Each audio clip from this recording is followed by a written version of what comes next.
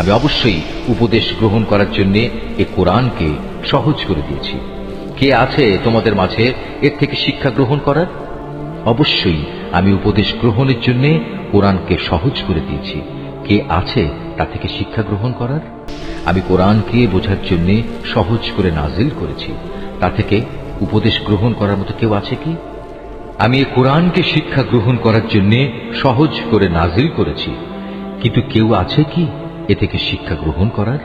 ফেরাউনের জাতির লোকদের কাছেও আমার পক্ষ থেকে সতর্ককারী অনেক নিদর্শন এসেছিল, কিন্তু তারা আমার সমুদয় নিদর্শন অস্বীকার করেছে, আর পরিণামে আমিও তাদের শক্ত হাতে পাকড়াও করলাম, ঠিক যেমনি করে সর্বশক্তিমান সত্তা বিদ্রোহীদের পাকড়াও করে থাকেন। তোমরা কি সত্যি মনে করছো তোমাদের সমাজের এই কাফেররা তোমাদের পূর্ববর্তী কাফেরদের চাইতে শক্তি ও ক্ষমতার দিক থেকে উৎকৃষ্ট? অথবা আমার কিতাবের কোথাও কি তোমাদের জন্য অব্যাহতিমূলক কিছু লিপিবদ্ধ রয়েছে? অথবা তারা বলছে আমরা সত্যি একটি অপরাজেয় দল। অচিরেই এই অপরাজেয় দলটি শোচনীয়ভাবে পরাজিত হয়ে যাবে এবং সম্মুখ সমর থেকে পৃষ্ঠ প্রদর্শন করে পালাতে থাকবে। কিন্তু এ পালানোই তো তাদের শেষ নয়, বরং তাদের শাস্তিদানের নির্ধারিত ক্ষণ কিয়ামত তো রয়েছেই, আর কিয়ামত হবে তাদের জন্য বড়ই কঠিন ও বড়ই তিক্ত। অবশ্যই এসব অপরাধী নিদারুণ বিভ্রান্তি ও বিকারগ্রস্ততার মাঝে পড়ে আছে। যেদিন তাদের উপর করে জাহান্নামের আগুনের দিকে ঠেলে নেওয়া হবে, তখন তাদের ঘোর কেটে যাবে। অতঃপর তাদের বলা হবে, এবার তোমরা জাহান্নামের আযাবের স্বাদ উপভোগ করো। আমি সব কয়টি জিনিসকে অবশ্যই একটি সুনির্দিষ্ট পরিমাণ মতো সৃষ্টি করেছি, আর আমার হুকুম সে তো এক নিমেষে চোখের পলকের মতোই কার্যকর হয়। তোমাদের মতো বহু বিদ্রোহী জাতিকে আমি বিনাশ করে দিয়েছি। অতএব আছে কি তা থেকে শিক্ষা গ্রহণ করার মতো কেউ? তারা যা কিছু করছে তার সবটুকুই তাদের আমল নামায় সংরক্ষিত আছে। সেখানে যেমনি রয়েছে প্রতিটি ক্ষুদ্র বিষয়, তেমনি লিপিবদ্ধ আছে প্রতিটি বড় বিষয়। অপরদিকে এই বিদ্রোহের পথ পরিহার করে যারা আল্লাহকে ভয় করেছে, তারা অনাদিকাল এক সুরম্য জান্নাতে ও প্রবাহমান ঝর্ণাধারায় থাকবে। তারা অবস্থান করবে যথাযোগ্য সম্মানজনক জায়গায়, বিশাল ক্ষমতার অধিকারী সার্বভৌম আল্লাহ তাআলার সান্নিধ্যে। সূরা আল কমর। রহমান রহিম আল্লাহ তাআলার নামে। কিয়ামত নিকটবর্তী হয়ে গেছে এবং চাঁদ বিদীর্ণ হয়ে গেছে। এদের অবস্থা হচ্ছে, এরা কোনো নিদর্শন দেখলে তা থেকে মুখ ফিরিয়ে নেয় এবং বলে, এটা তো হচ্ছে এক চিরাচরিত জাদুকরী ব্যাপার, এক্ষুনি যার অবসান ঘটবে।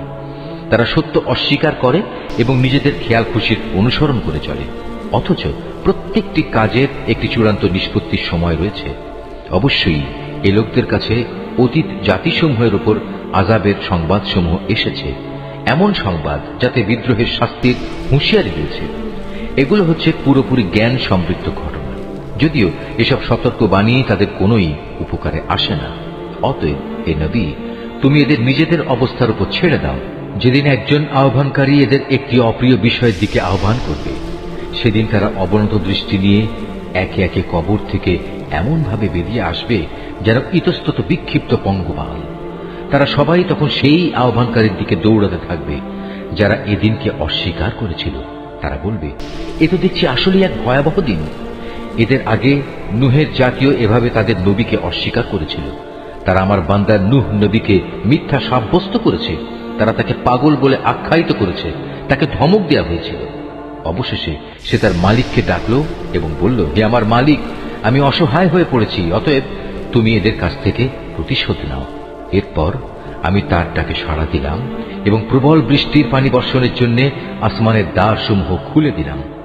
ভূমির স্তর বিদীর্ণ করে তা পানির প্রচণ্ড প্রস্রবণে পরিণত করলাম।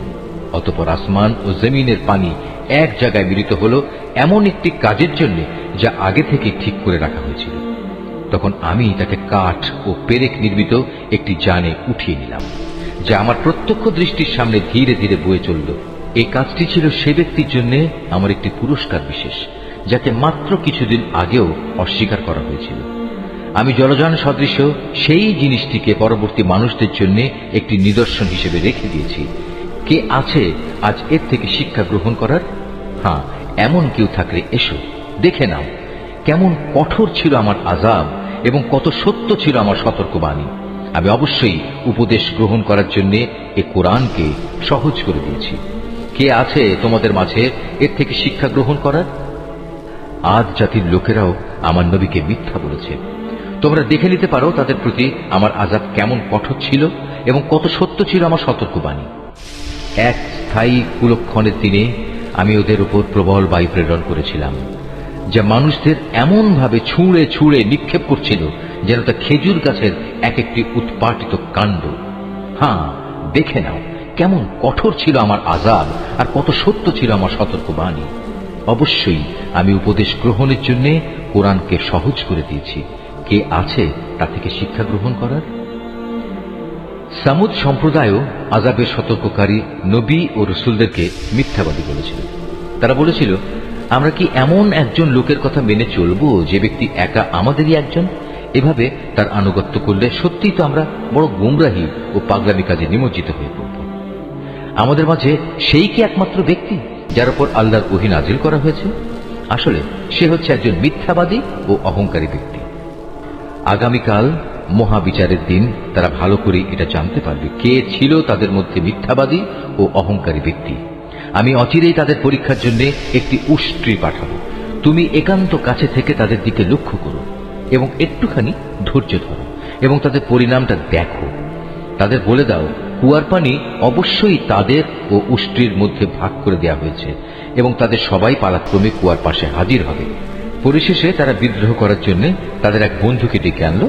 সে উষ্ট্রিকে ছুরি দিয়ে আক্রমণ করলো এবং সেটির পায়ের নলি কেটে ফেলল। হ্যাঁ, অতঃপর তোমরা দেখেছ কেমন ছিল আমার আযাব, কত সত্য ছিল আমার সতর্কবাণী।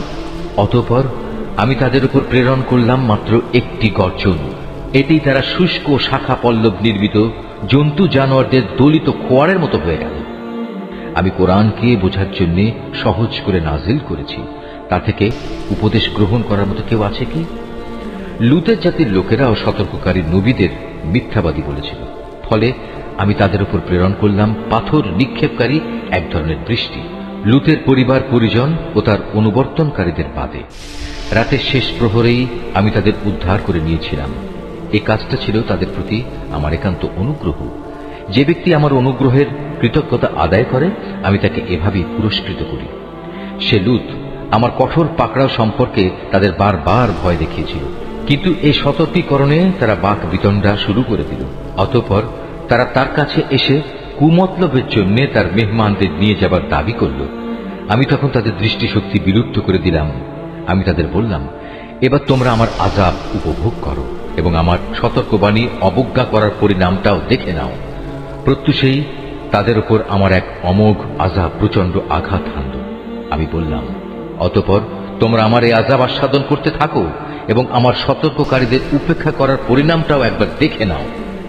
আমি এই কোরআনকে শিক্ষা গ্রহণ করার জন্য সহজ করে নাজিল করেছি, কিন্তু কেউ আছে কি এ থেকে শিক্ষা গ্রহণ করার?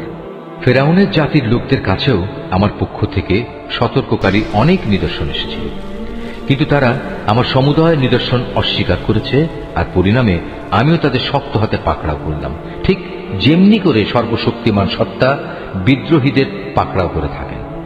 তোমরা কি সত্যি মনে করছো তোমাদের সমাজের এই কাফেররা তোমাদের পূর্ববর্তী কাফেরদের চাইতে শক্তি ও ক্ষমতার দিক থেকে উৎকৃষ্ট?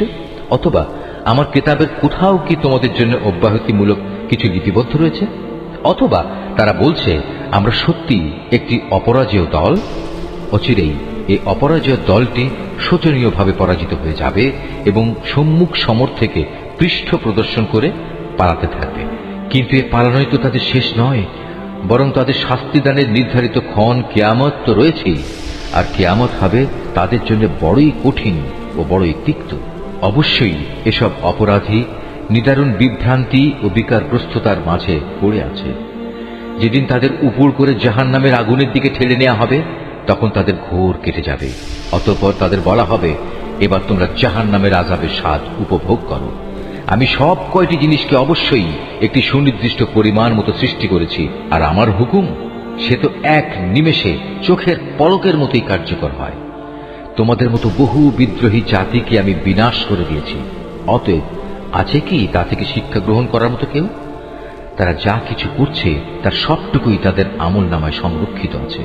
সেখানে যেমনি রয়েছে প্রতিটি ক্ষুদ্র বিষয়, তেমনি লিপিবদ্ধ আছে প্রতিটি বড় বিষয়। অপরদিকে এই বিদ্রোহের পথ পরিহার করে যারা আল্লাহকে ভয় করেছে, তারা অনাদিকাল এক সুরম্য জান্নাতে ও প্রবাহমান ঝর্ণাধারায় থাকবে। তারা অবস্থান করবে যথাযোগ্য সম্মানজনক জায়গায়, বিশাল ক্ষমতার অধিকারী সার্বভৌম আল্লাহ তাআলার সান্নিধ্যে।